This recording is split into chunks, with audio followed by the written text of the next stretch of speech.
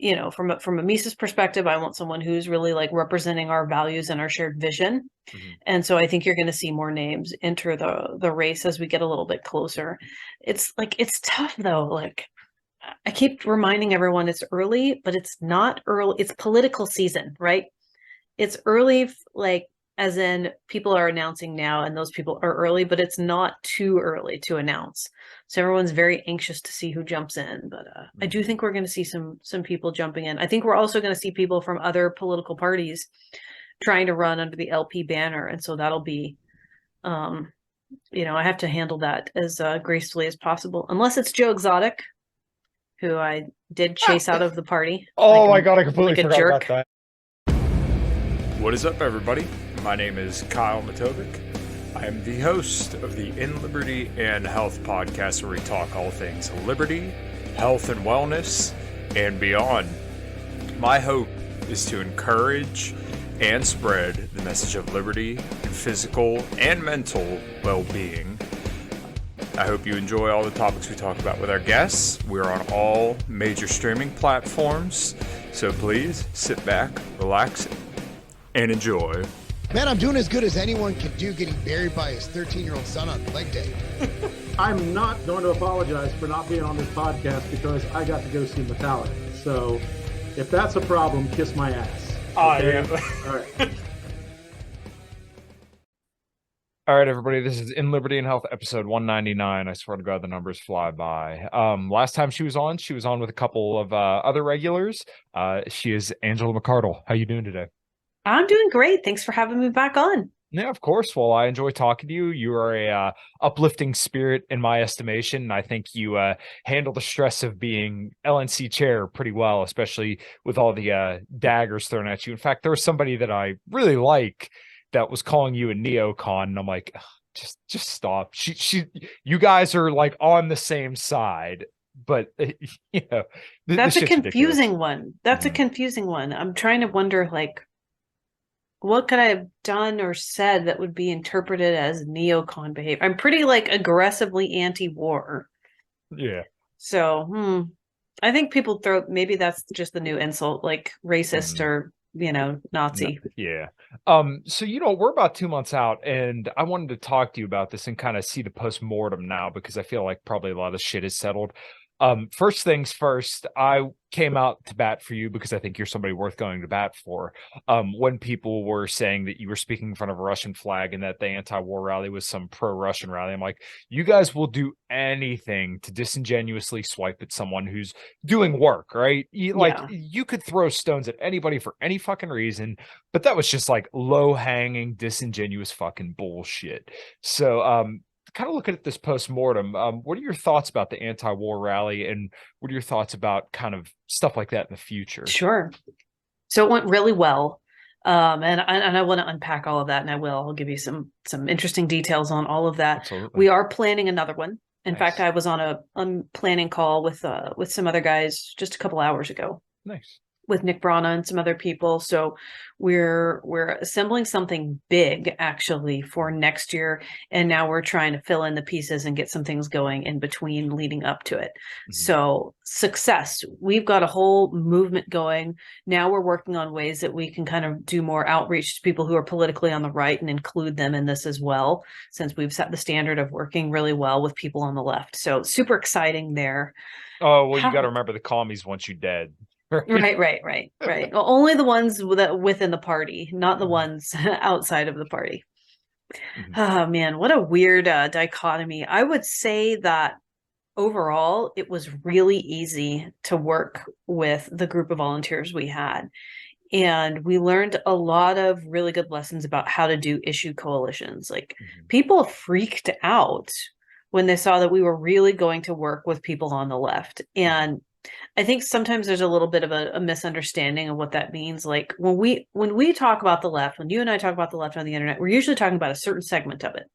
The Ukraine flag, vaccine card, like current thing supporting, vote for Joe Biden, even if you don't like him, left. But that's not the left that we worked with. Like we found, everybody's always been screaming for the last 20 years, where's the anti-war left? Well, we found them. They're just kind of scattered. It's kind of like the Liberty Movement, but like more all over the place and with even more infighting. There's like little pockets of them over here. Some of them are like super anti-woke. Some of them are very populist leaning. Some of them are very woke, and those are the ones that, ooh, you know, they didn't want to work with me because there's SPLC hit pieces written on me and that kind of thing. But the anti-woke ones, the ones who are like all about free speech, the ones who are Jimmy Dore supporters, like they came out swinging. They were stoked. They were happy to work with us, and that's how it worked out. And we have a great working relationship with them now. We want to do more stuff. You know, we want to oppose the drug war together. Most of them are very pro Second Amendment too, which is really awesome. So it's like we found more things we had in common. So so that was a really fantastic element of the rally. Now the rally itself, let's dig in on rally day, huh? Mhm. Well, you know, first things first, from my estimation, when you guys organized the event and the way that the speakers, it seemed like the speakers probably could have been a little bit more to their time, but obviously, I can't, nobody's going to hold, or in my mind, I wouldn't hold you accountable for that. From somebody who has organized events and occasionally helps organize events for music stuff, it seemed like it actually, like, things were relatively well organized, because normally, like, as soon as you get there, it's like a fucking disaster. I've seen it plenty of times over and over and over again, even at like professional venues. This seemed like it went really well, but like I said, the only thing that I think anybody would knock you for is just like, well, not you, but the speaker's length, and just trying to keep everybody on schedule, because some people had to wait a little bit longer and some speeches were shorter than others. Just, you know, but really, if that's your biggest problem, that is a absolute success in my mind. So some things that happened. So that was an issue. So we get there, right? Load in time. By the way, this took so much, like the logistical work on this is incredible. So for anybody who wants to hold a rally with when you've got over 1,000 people at the Lincoln Memorial in Washington, D.C., you've got to secure the permit very early in advance. You've got to be the only person on that date. You've got to have a medical tent. You've got to pay for it. You've got to have porta potties. So many porta potties per few hundred people. You've got to pay for that. You need insurance. You need a site map, a drawing of everything, like a professional drawing. You've got to have all of your equipment checked at a certain time. It's got to be in at like 5 a.m. It's got to be out at a certain time. Like, it is a crazy logistical nightmare to get all of this stuff done. You got to have security, you know, like we had to have like hardcore, and they've got to be unarmed security because it's a federal park, so it's like wild. So there's a ton of planning that goes into it. The jumbotron, you know, like the stage setup, that was quite intense too.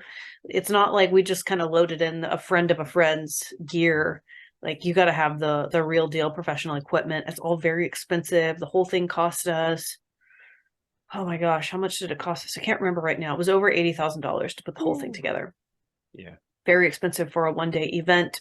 Now, we paid for a handful of people's plane tickets, I think, but not a lot. Just a few people who genuinely couldn't make it, and a couple of hotel rooms. And otherwise, like, it was all gear, getting stuff there the day of. We had a ton of volunteers, and it would not have happened without them. We had people there at 5 a.m., you know, and people from out of town were there at 5 a.m. So it was like a huge undertaking on our part. Things that were a little bit of a hiccup, right? So people going over their time. I'm very type A. I am a type A person. That, like, when someone's like, Angela, I need you to talk for 10 to 15 minutes, I'm like, well, which is it? Which is it? You know, I need to know. I'll do my word count. I'll do a speech. I'll practice it. And I'm like, okay, looks like I'm in at 9 minutes, 54 seconds. I'm good. That kind of thing. That was not what was happening. Yes, everybody knew in advance what their time was. We didn't release like the full list of everybody else's speaking times because we didn't want to piss people off. And, oh, I have 5 minutes. They have 8 minutes. It was just like, you got 5 minutes, you got 8 minutes, XYZ. People had notes and they just went over. And I'm down there. You can see me down there, like, waving. Like, we had a guy there with a big sign, you know, like 1 minute, 30 seconds, you're done. And they're just going over. And I'm like down there waving my hands like frantically. I don't even think they could see. I think that people were so in the zone and focused on what they were doing, they were just going. Yeah. So it's like I need to figure out some way to tactfully, without pissing everyone off, pull someone off the stage next time. I was thinking, like, do we want Oscars music? Maybe we'll do Oscars music. You just have someone like stiff arm them right as soon as they go over the time limit. I was telling people too as they walk up, like I whispered to Tulsi Gabbard because she's like second to last on. I'm like, everyone's overtime. I'm negotiating with Park Service to not shut down mid speech, you know, like as I'm crossing her, like, welcome, oh my gosh, we're gonna freak out. So that was a thing, you know. National Park Service was they almost like cut the sound on us before even Ron Paul got up there, and we had to beg and plead with them, like, please, please, please, we'll be out of here on time, we'll work double time, I'll pay you money, what do you want, you know, like we made it work. But that last like 30 minutes, I was like a nail biting, like stressful event. But we made it. And let's talk about the Russian flags. So people were freaking out because there was a period of like, I don't know, 30 seconds maybe where I was talking and people behind me had Russian flags. It's like, okay, it's not actually a private event. I can't literally kick them out. I can't kick them out of the Lincoln Memorial. What we did do was we had other people who had American flags and other signs blocking them. But at a certain point, those people are like, I gotta take a bathroom break. I'm gonna walk over. Like, I can't like, you know.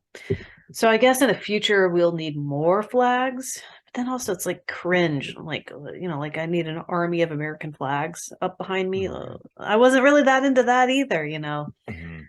So we'll have to have more signs, more flags of all varieties, who knows, to sort of plan for that. But we were on it, and you can find me in the video a couple of times standing with Irene, like we're like trying to find them where they went. We're like, are they causing more problems? Are they causing more whatever? One thing that happened that we did a really good job of catching that didn't make the video is we had an agent provocateur in the crowd going around with bricks and sticks and trying to set stuff up and incite a riot. Oh, no and way. Yeah, we had a Mises guy who was on top of that and followed him around on the walkie, and we did get him ejected because that's over the line. But nothing bad happened, like nothing crazy happened, and we were nervous. We had people there who were on the Ukrainian kill list. Diane Sayre of the Schiller Institute, a really sweet lady. For some reason, they put her on the kill list because she's outspoken on the war. So she had her own security detail coordinating with ours. You know, Tulsi, I think, is the same.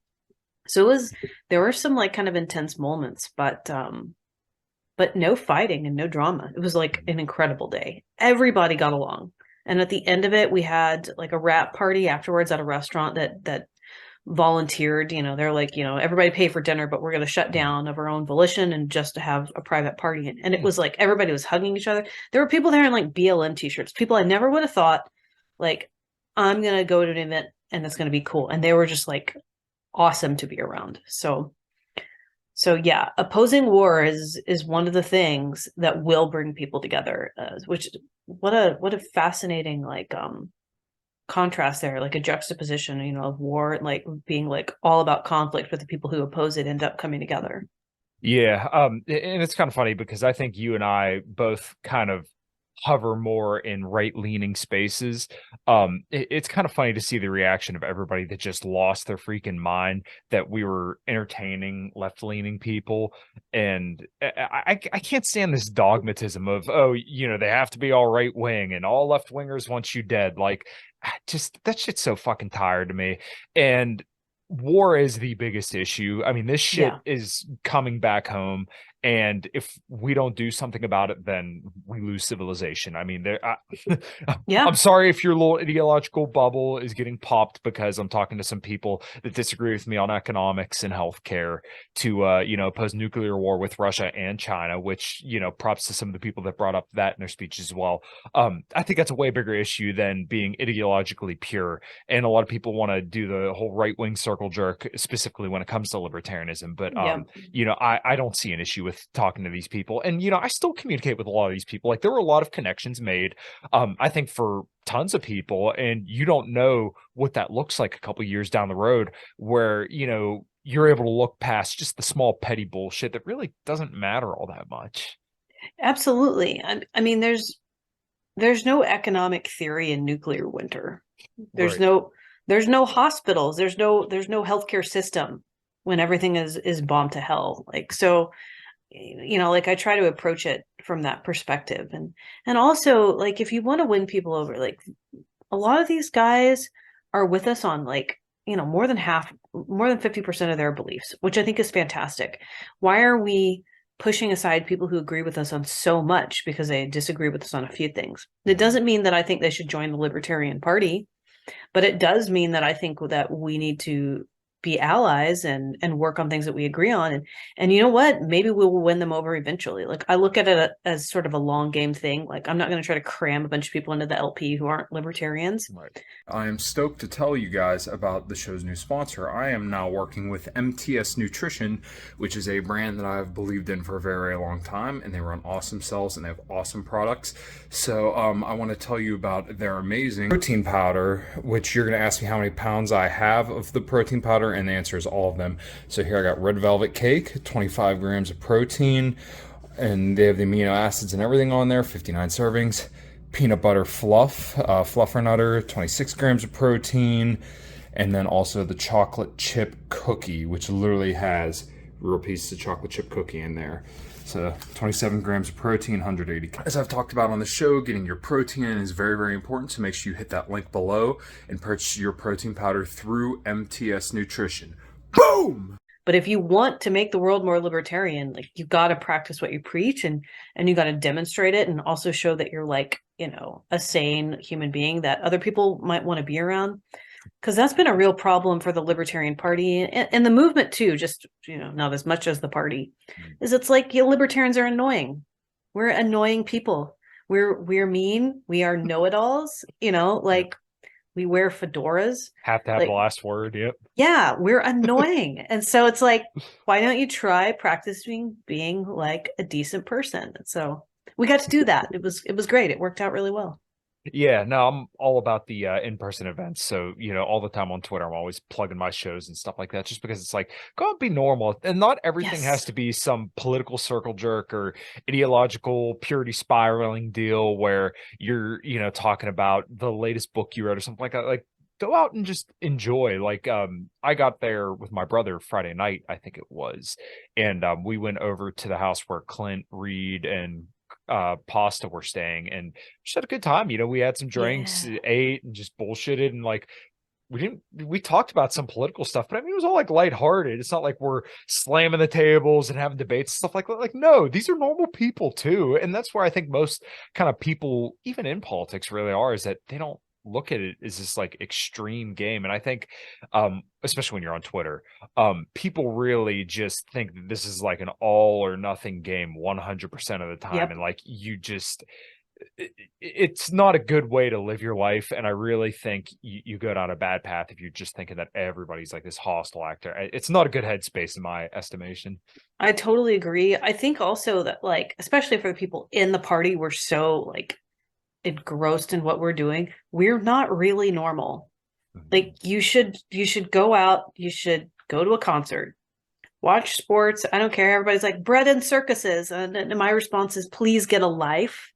Like, you should have something, something that's not politics, because like, otherwise you're just like this weird one-dimensional character. And that's where you get to be like annoying and probably also exhausted mentally and emotionally. Like, it's kind of a heavy burden to bear, like constantly fighting the government. Like, take 30 minutes off to enjoy some music or dinner or something. Yeah, no, I completely agree. So I think that actually provides a decent pivot over to kind of the LNC stuff, because I'm sure that this is, as we were talking before the show, kind of like mind-numbing and boring stuff. But at the same time, I feel like people don't understand what it is to run an organization. I'll be the first one to admit that I'm, in that same spot as well. I can only empathize so much. But, I see people always saying, oh, look, all these donations are down. And you actually did a video today. I actually completely forgot about it till I started, this question, that you kind of compared it to somebody poorly driving a vehicle or driving a very, very like defective vehicle. Yeah. And now you're trying to get things back on the road. So, you know, once again, people are saying that, hey, donations are down and look at these measures, but it's like, well, what's the full context here? Because Right. you could point to anything and then do this ad hoc analysis and, you know, say what you want to say and have it look the way you want it to look. But, you know, what's the full context here? So Yeah, I guess I I want mean, to turn it over to you to kind of provide that context. so it's actually incredibly complex. Well, let me like gloss over the high points, right? Sure. So we use tools, our staff and our state affiliates use tools, customer relations management software, CRM. It helps you keep track of all of your data and helps you contact other people, and, you know, contact members, contact donors, and so on and so forth. And we got off of one tool late last year and completely onto another tool. And unfortunately, the way that it was managed was a disaster. Mm-hmm. It was a disaster. I don't think that anybody anticipated it would be that way. I don't think that the people who did it, who are no longer working here for the most part, I don't think that they had a good grasp on how much work it would be and the risks associated with it. So we lost a lot of really important data. The data, once it was migrated over, did not come cleaned up. Like, it took way more time. It was too much of an undertaking for such a small group of people, and there were too many unknowns and variables, and that made it really difficult to fundraise. And so people are like, well, the last party, like the last LNC, they didn't have. I'm like, I know, because they didn't have this technical nightmare to deal with. So it's like, if I want to call you up and I'm like, oh, Kyle's membership expired, 3 months ago, I better call him up and talk to him and, like, see if he'll want to renew it. And then I call you up and you're like, what are you talking about? I renewed 2 weeks ago, and they're like, oh, well, that's embarrassing. It's like that, but like times 1,000. So there's all these layers. It's so complex. So staff is like busy cleaning it up. And then in the meantime, like, that means that they don't get to do other things. So they're worked overtime. Everyone's mad at them, because it's like, well, you didn't do the thing. I've got 20 other things. And they're like, I know. These poor human beings, it's like they can only do so many things in a day, and then you've got volunteers coming in to try to help, but then staff has to take time off of fixing things to train volunteers. So it's like this cascading nightmare. So I feel like we're finally sort of at like an end is in sight, and we've got a handle on what the situation is. It involved like forensic accounting to figure out where the dollars were dropped and who wasn't getting called, and there was not proper documenting of processes when other people left. Some people left really angry. You don't share our vision. You don't want to help us. Okay. Like, what? They're not slaves. I can't keep them here and like demand that they like me or whatever. Mm-hmm. It's when administrations change, there's going to be turnover, and it's not always me firing people. Sometimes it's people leaving. Mm-hmm. So that was a hot mess. And it's still getting cleaned up. I think one of the things that we can do going forward, which we're going to try to do, is to try to fundraise more in spite of it. So I will tell you, like, we did a 420 fundraiser, which seemed kind of cheesy, super successful. I think we're raking in close to $10,000 on that one. So that's great. But even then, I get messages as people are donating, they're sending me screenshots. They're like, the system won't process my donation. I'm just like, oh my gosh, like, people are literally trying to give me money and I can't take it. I can't take it because it's broken. Mm-hmm. So there's that, and I did the donation campaign for the rat video, as we'll call it to keep it PG here. But yeah, man, it's a work in progress. And then the whole time you're doing this, like, you got to balance the needs of state affiliates, and it's like the squeaky wheel gets the oil. And even you've got to balance like different personalities, and you got like the convention committee, like they have needs too, and like trying to plan things in the future. And then I'm trying to push back the 2028 convention so that we're not having conventions so late in the year, if that makes sense. Like, it's so there's a lot going on. And it's a lot to deal with, and a lot of people are really like pissed off about X, Y, and Z, and everybody has an idea of how to fix things. And then I got to deal with regulatory agencies, which is a whole nother nightmare. And then you got to like, I'm like, how fine of a line do I want to walk? Like, because as a libertarian, I want to kind of, not erase the line, but then also I'm the steward of, other people's money. So So I need to be kind of, like, all right, well, let's not go off half-cocked. If I'm going to make a risk, if I'm going to take a risky move, it should at least be an informed decision, right? And let other people know. And then you got like legal stuff and like hater states trying to steal shit, and it's just like wild. So it's like whack-a-mole. Mm-hmm. Yeah. Except instead of moles, it's like demons. So whack-a-demon. Yeah, well, I think you've actually done a good job. I know I think there have been people that came at you for blocking them, but I think you retorted once and said like it's probably better that you just don't interact with them rather than getting drugged down in the mud, because then you know what happened when you block them. They're going to cry that you blocked them, but if you get down and dirty with them, they're going to say, oh look, this is the LNC. It's a bad look. Yeah, it's a bad look. And Right. This is like, it blows my mind that people don't understand this. We are not the GOP. We are not the DNC. We're not that huge monolithic party. Mhm. We're much smaller, and we're presumed to be more closely knit. Mhm. So if there is a candidate in Alabama, for instance, because this happened once in Alabama, who just hates my guts and all they can do is tweet at me all day long, that is not good for their campaign. Right. So I have to block. I'm like, I'm so sorry. We have to block each other because this is unhealthy. I want you to put your best face forward, even if you hate my guts. Mhm. I don't want your constituents seeing you being like unhinged on the internet, Yeah. because they're just going to be like the libertarian, what? And then they don't vote for you. So it's for your own good, everyone. It's for your own good. Yeah, well, like I said, it'd be a bad look if you were getting in all this drama. Like people be like, I don't want anything to do with that if this is all it's going to be. So and like if you hate the chair of your own party that much, shouldn't that kind of make you consider where you stand and like where you stand in comparison to the party? I mean, I think so. I try to be sympathetic because like I hated the leadership of Nick Sarwark and Joe Bishop Henchman. Although I wasn't nasty to them on social media. Right. Like people are like, "Oh, you," and I'm like, "No, you're thinking of someone else."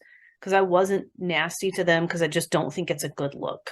Right. I just don't. Like I would sometimes make jokes or occasional sarcastic comments, but never anything really aggressive. Because it's just like there's better ways to spend my time. Right. And there's a difference between you acting as your own person and then you acting on behalf of the LNC, which, I'm sure that people could distinguish between the two, but disingenuous people will say that you're always one and the same. Yeah, it's like when I go to sleep, I'm still the LNC. When I'm in the shower, I'm like, I'm in my official capacity. I am showering and washing my hair. I am officially changing a diaper, like in my capacity as the LNC. It's like, it's unhealthy too. And I think that that's part of this like unhealthy activist culture we have, where we think that the party like literally owns everyone and you're a slave, which is kind of like loser energy. We need to think better of ourselves and the people around us. Yeah. Well, one thing that I've, probably beat to death on this podcast is kind of something that we were alluding to earlier is just got to be like sociable people. Like you need to go do events and stuff like that. Like if there were, let's say, an event that was sponsored by the Libertarian Party in a certain state, but though it wasn't political at all, then like that's a good thing because now you're just being around other people. Like I know we did something like that here in Pennsylvania, and as far as I could recall, I wasn't there, but it seemed like it went off really, really well. But like stuff like that, go out and hang out with other people. And then in my mind, the only way that you're going to get a bigger movement is to build relationship capital with people. Like that's the slow march. Like there's not going to be just Ancapistan tomorrow as much as we would like that. You have to build relationships with people so that way they invest in you and then they can invest in your ideas after they invest in you because, they trust you. They trust that you're not an idiot. And if you just go into every conversation with how much you hate Joe Biden or how much you hate Donald Trump, it's going to turn, at least half the people that you're talking to off. And I think it's just such a bad look to just, go in and be, like you said, a one-dimensional person just talking politics all the time. Totally agreed. That is something I would love to see that the LP do is I would love to have us sponsoring like UFC. I mean, that's a pricey one, but wouldn't that be freaking rad, to see a handful of libertarians there in the front and see our logo there, our sponsorship. But short of that, it's like you could get a booth at a farmer's market and just do voter registrations and just kind of chill and like have I don't know, candy. to pass out or something. Yeah. One thing that I've kind of shot the shit with some of the guys from the Libertarian Institute and antiwar.com is having almost like I don't know how you would even go about this, but maybe having like a board for people on certain issues. So like when it comes to the war stuff, like having a group of people that you can consult for issues whenever somebody's not clear on something, because Yeah. what I've noticed a lot, and not with anybody in particular, but like, somebody needs to know something about Ukraine. Okay, well then, hey, Dave DeCamp's right over there. Talk to him. He'll get you all lined up on this issue. Or, there's somebody talking something about China. Hey, Pat McFarland's over here. You talk to him. We set you straight. If you need all your jacked and tan stuff, hey, I'm right here. Having some kind of committee to just, to refer people to on certain issues. So that way, in their campaigns, whenever their constituents come to them, hey, China's buying all my farmland. Well, let's walk through this issue. Or, is Russia going to nuke us tomorrow? No, well, here, I'm running for your congressional district. Let me break this issue down for you. That's just an idea that I kind of shot around to people. I don't know. Once again, I have no idea how you facilitate something like that. I would love to put together advisory boards after I finish my internal cleanup, or at least make a little bit more, get closer to finishing it up. I mean, it's no secret I rely on Scott Horton heavily for foreign policy. Like he's basically like the foreign policy guy. Yeah. But I would love to have like economic advisors too, and people where we just go and we're like, can you give me like 2 sentences on this, for social media or for candidate, resources, things like that. That would be really great. Yes. Okay. So another question that I had, kind of looking back at the midterms, I think everybody was kind of taken back by it, because I think a lot of people thought, oh, red wave, because Joe Biden sucks at everything and everybody hates him. And this could be partially just the people that I surround myself and I see on my Twitter. It's just, oh, everybody's a Trump supporter, right wing. So, of course we're going to see a red wave. And, when I'm driving around my small town here in Pennsylvania, there's Trump flags everywhere. So, I thought for sure it's just going to be, Democrats getting blown out of the water, but it wasn't that. There was a lot more blue wins. So the one thing I kind of took away from that is that there's a lot more moderate Democrats and maybe even moderate Republicans than people think. And the culture war maybe isn't as hot as people want you to believe.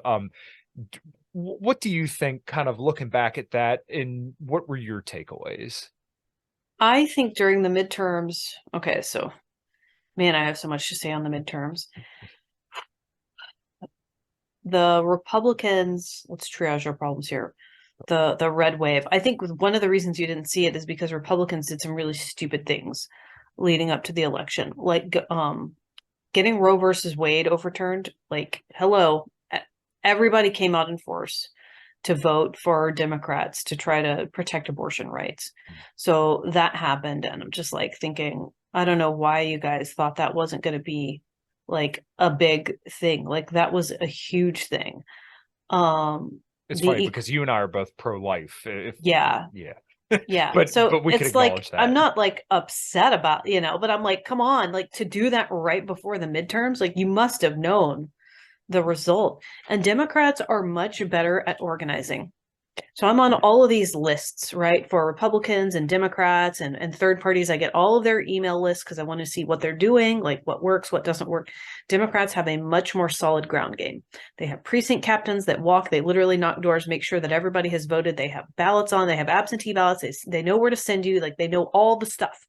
Republicans have a much better communication game. They're more fun. They have interesting stuff. They're less angry. It's kind of fascinating, right? Because it wasn't the case in the early 90s. But they're not as tight on their ground game.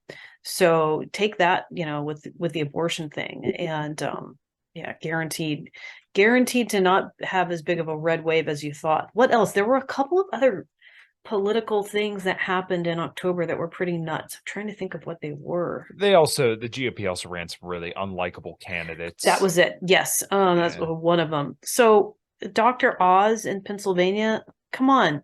So he's barely a Republican. He's not from Pennsylvania. He was bad on the Second Amendment. I just, What are you doing? What are you doing? Like I that was told people all the time that he was literally no different than John Fetterman. He was yeah. pro-trans kids, pro-gun control, pro-Israel, pro-war with China, pro-war with Iran. They literally didn't disagree on anything other than the party that they were in. Yeah, terrible choice. And so that's just like people don't want to show up for that. If someone's on the fence as a voter, they just stay home. They just stay home. It's and the same thing happened in Georgia with Herschel Walker. That guy was terrible. He was a terrible candidate. His kid like flipped out at the last minute, and it seemed pretty authentic. I don't know for sure. It seemed pretty authentic that his kid flipped out. His kid's still a conservative. He had a rant about vampires. I mean, it was hilarious. Yeah. It made me feel a lot better about the LP, but it wasn't a good look. Yeah, there's stuff like that. And then when that's sucking all the oxygen out of the room, you know, like that's what people are focusing on for the Republicans instead of something better. Yeah. Carrie Lake in Arizona, you know, maybe she got robbed. I don't know. You know what?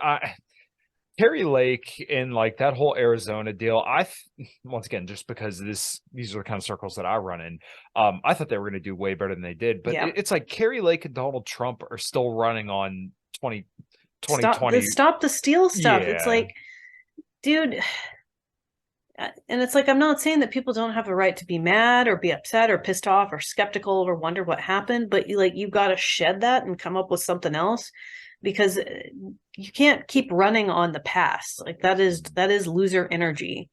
And I think Carrie Lake was like a really charismatic person who just didn't understand that. And that's kind of unfortunate, you know, but it is what it is. Yeah. So the other thing that I've been kind of mulling around, and this kind of relates to voters' motivation, but like when it comes to DeSantis and Trump, I think that the moderates, after seeing this whole Trump indictment, are a lot more turned off because they're like, this is just fucking insanity. Like, we do not care about this. We just want the country to go back to 2019, which, you know, totally. they don't understand that that's not going to happen. But like, I feel like a lot of people are just like, I can't deal with this fucking insanity. So anything that's not that, I'm going that way. Yep. And I think that provides a pretty large air for, you know, libertarians, or unfortunately Democrats, to kind of suck up some of that air. DeSantis is a little bit more of a likable figure because he's like younger and charismatic, but on the other hand, he's a lot more decisive. He's a fucking neocon through and through, and he's ideological. And for the basic right-wing base, some of them are really going to like that. I think when it comes down to it, you know, whoever the GOP nominee is, a lot of people who voted for Trump are still going to vote for DeSantis, and there's going to be some people who are in that cult of personality, and I think that's a lot smaller of a group of people than people think. Yeah, I think that there's just a lot of space here, but do you kind of see that too, where like I think there's a lot of room for moderates to kind of get grabbed up here? I think so. I mean, it's going to be an interesting year because, you know, the DNC has already endorsed Joe Biden. So that's their guy. They're going to run him again.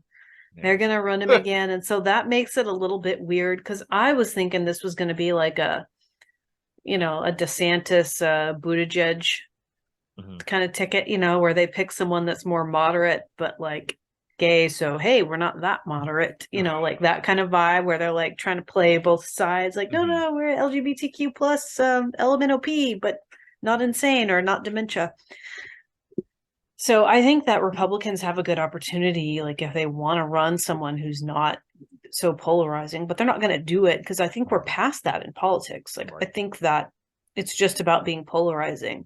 I think that moderates are probably going to be people who just don't engage very much politically and hold their nose and toss a vote in at the last minute, but they're just not like big fans of Biden or DeSantis. They're certainly not big fans of Trump. I imagine we'll get probably a lot of their votes, but those votes don't translate into memberships or growth in the liberty movement. Those are just protest votes.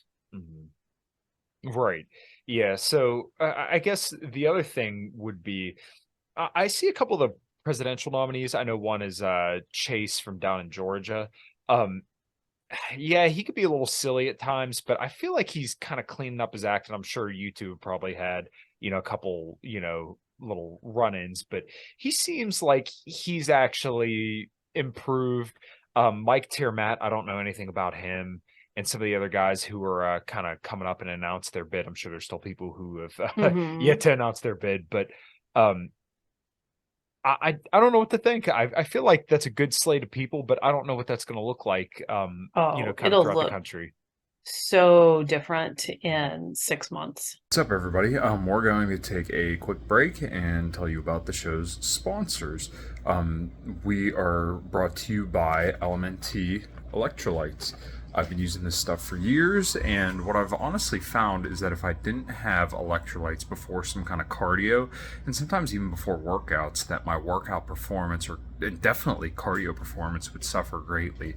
Sodium is responsible for every single movement pretty much in your entire body, and let's say you drink a lot of caffeine like I like to do, then maybe it is a good idea, like I do every single morning, put some LMNT chocolate electrolytes there in your coffee to get a little bit more sodium, potassium, and magnesium in your coffee, so that way whatever diuretic effect you get from the caffeine is pretty much diluted by the fact that you put chocolate salt in it.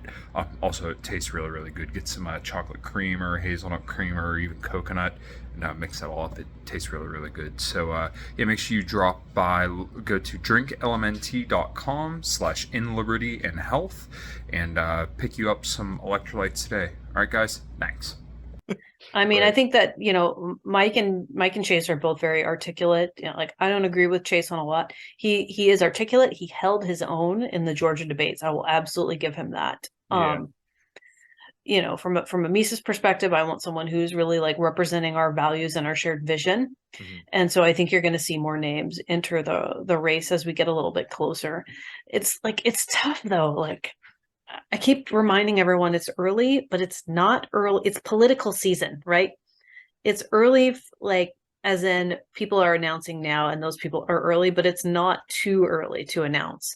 So everyone's very anxious to see who jumps in. But I do think we're going to see some people jumping in. I think we're also going to see people from other political parties trying to run under the LP banner. And so that'll be, I have to handle that as gracefully as possible, unless it's Joe Exotic, who I did chase out of the party. Oh my God, I completely forgot jerk. about that. A jerk. So what the hell happened there? Because I remember seeing that drama, but yeah, go ahead. Okay, so Joe Exotic, here's the backstory. I actually feel really bad for Joe Exotic, and I don't think he should be in prison anymore. I think if he did anything messed up, like, he's served enough time. I don't buy the murder for hire plot thing. I've looked into it a little bit, and I'm like, I think he was set up. I think he said some really dumb stuff, but I think he was set up. So I bought this coloring book like months ago, last year, because I felt bad for him. And I was like, he can have $14 for Christmas. Like, he can have a little money on the books. It finally arrived like the week before I started fighting with him on Twitter. So it was like, the timing was crazy. And there was like a little handwritten note in there from who knows. I don't know who puts this stuff together. It was the worst coloring book you've ever seen. It's like badly drawn stuff by Joe. Colored in. Handwritten note, like, sorry it took so long to get you this. I'm like, it's okay. And it was like a week later, he starts popping off saying he's going to run for the party. And I was like, no. So TMZ hits me up and they want to do an exclusive interview with me. And I was like, yes, actually, I will give you the exclusive. Then I don't have to deal with anyone else. So, they asked me for some quotes, and I basically said, that the Libertarian Party isn't a landing pad for D-list celebrities and washed up reality TV stars. And he was mad.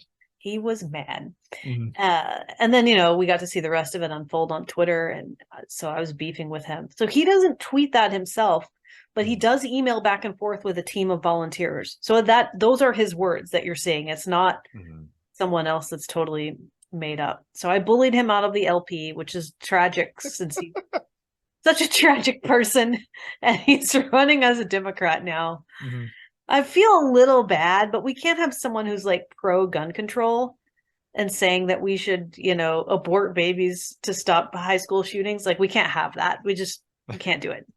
Yeah, well, there's your necessary gatekeeping, which I completely agree with. Yeah. I think the same thing would happen if Bill Weld decided that he wanted to come back into the fold. It's kind of like, all right, well, we did this Yeah. once. So that's a good example, because I was trying to think, like, who else would it be appropriate for me to bully out of the LP, because it's like a little controversial. People are like, you shouldn't be putting your thumb on the scale, and I'm like, here it comes.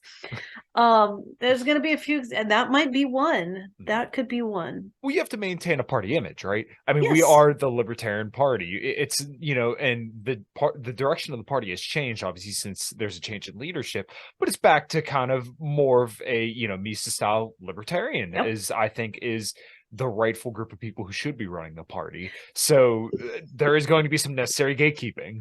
Let me ask you how you feel about Vermin doing another run. Oh God, I like forget that he even exists. I'm surprised that he's still like willing to be in the party, because I mean he seemed like Well, pretty spurgatory. He was done with us, and now he's interested in coming back. Mm-hmm. So there might be a public conversation between the two of us happening maybe next month. Mm-hmm. So everybody be on the lookout for that, if it were to happen. Yeah, everybody's gonna get their free unicorn. Yeah. Well, I mean, a public conversation between me and Vermin on whether or not this is the right place for him to be. Okay. Yeah, fair enough. Yep.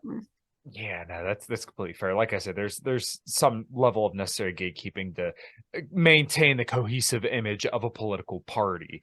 And I was talking in a group chat today. I said, a perfect example of how conservatives have lost culture is Upchurch and Luke Bryan being able to be prosperous in country music. Oh man, yeah. The fried chicken girl rap, that was rough. Yeah, seeing Upchurch and who the hell is that? I can't even remember some of these names, but they're so awful, and it's like, this is why you guys lose, because you're willing to let anybody in. Come on. I didn't understand what I was watching at first. I was like, is it degeneracy, or is it, no, it's a new kind of evil. I was like, I'm not really sure. Yeah, this is fascinating. It broke the mold on what was terrible. Yeah. There's a certain phrase that my dad said to me the first time he heard it, and I can't say it live on air because it's pretty bad. Yeah. So what's kind of giving you hope about the Libertarian Party going forward? Because it seems like you're kind of on the tail end, like you kind of got through a lot of the bullshit, and it seems like you're still the falling action, right after what is it called, the peak or whatever. Yeah, I mean, I'm really hopeful for the presidential election. I'm really hopeful at the fact that we now get to be out in front of the narrative. Like, you don't have you have decisive leadership now. So for whatever issues that have dragged us down, like with internal like staff stuff, and like the tools that they've been saddled with, and all of the work that gets dumped on them, like that stuff is really challenging. But what's not challenging is for me to be like, oh, Ukraine war, no, bad, US pull out, things like that come down the pipeline. Like, you're seeing really good response time, really good leadership, like we're consulting with people who are the experts, like, what does Scott Horton think about this? Like, can I contact Jeff Deist on this other thing? Can I, like, we get like the best libertarian guidance, like Ron Paul's at our rally, like we're doing the right thing. And I'm really excited about being able to do the right thing. Nice. Yeah. I've blocked pretty much most of the loser brigade and all the people who, the libertarian NATO simps and the classical liberal caucus. I think it's probably for the best that those people are kind of out of the picture now. I'm sure they probably maintain some kind of, popularity somewhere, but it kind of seems like most of that faction of libertarianism is gone. I just don't think it's growing either. Yeah. Like, there's no mechanism to grow it. Yeah, so I mean, I like Justin Amash a lot, but I mean, he seems to be kind of the cohesive image for them, and I don't think he necessarily sees himself as that. I think he sees himself as like an ideological libertarian, consistent guy, for the party. But yeah, I who knows where the hell those people are going now, and if they're gone, then it's definitely for the best. So when it comes to like different state affiliates, do you think there are going to be any good candidates going into 2024, like in specific states? Good candidates. You mean for the presidential election? And aren't there going to be some state races as well? Oh yeah, there are state Yeah. races. Yeah. Well, we've had some pretty hot ones recently. So California was really controversial and Sure. the vote wasn't as close as I thought. Adrian Malagone was elected chair. He's worked really hard. Right. So they've had sort of a metamorphosis over there. Michigan has been a really tough battle. What else is coming? We're right in the thick of convention season. I was just in Colorado and they had a great convention. That's great. That's a wonderful state party. Did you go party with Forrest Swami? Well, not hard. I mean, I was just there for with the baby. I travel with a 5-month-old baby, or he was 4 months old, almost 5. So I travel with the baby. Where else was really freaking great? Colorado, those people are awesome. I was just in Minnesota. They had a really, really close chair race, and they have like a Mises majority. So they're really great people too. I had a lot of fun up there. I made a comment on their Minnesota accent, and they all in unison said, "Oh, don't you know?" It was the creepiest, craziest thing. Like I was like, "Whoa, whoa." Yeah, Jesus. Yeah. So I guess one last thing, and then we now rock and roll on out of here. How's the family life? And I know you're insanely busy, so I have to imagine that it's quite a task to kind of balance all of that. But how's your health and how's the family? Health is doing good. I got sick after the rally because all of the stress, like it was super stressful at the very end. But I bounced back pretty well. Baby's doing great. He's almost 5 months old. He was an early crawler, so he's been crawling for a couple of months, really crawling for the last couple of weeks, like a little speed racer. He can stand up almost on his own. Like it's wild. He started eating baby food yesterday, and he's a voracious eater. And it's a challenge to balance it all. When I'm on Zoom calls that are not, live streamed or interviews, I have him a lot of the time, so I'm muted and I'm like holding him and helping him walk across the bed or the floor or whatever. He goes everywhere with me, so I'm talking at the Human Action Tour event, April 29th, which is just in a couple of days from when we're recording this, and yeah, he'll be there, the whole time, and I'll pass him off when I'm talking, then I'll scoop him up afterwards. But, a big criticism of the LP in the past is that we didn't do a lot of outreach to women, except for talking about abortion, right? That was it. So I'm trying to just like, hi, I'm a lady with my baby, and here I am. Instead of being like overly pandering, I'm just like, this is it. This is what it's like to be in politics with a woman. Obviously, we care about women because here we are. And I'm literally here with my baby, everyone. So, yeah, I think that's a very, very important thing, as we kind of outlined throughout the show, is just to kind of lead by example. Yeah. And you don't have to pander. I want people to take the example of my health and, encourage that for their own. I'm not going to sit here and preach to you about what you should eat, how you should work out or anything like that, but I'm going to show you what I do.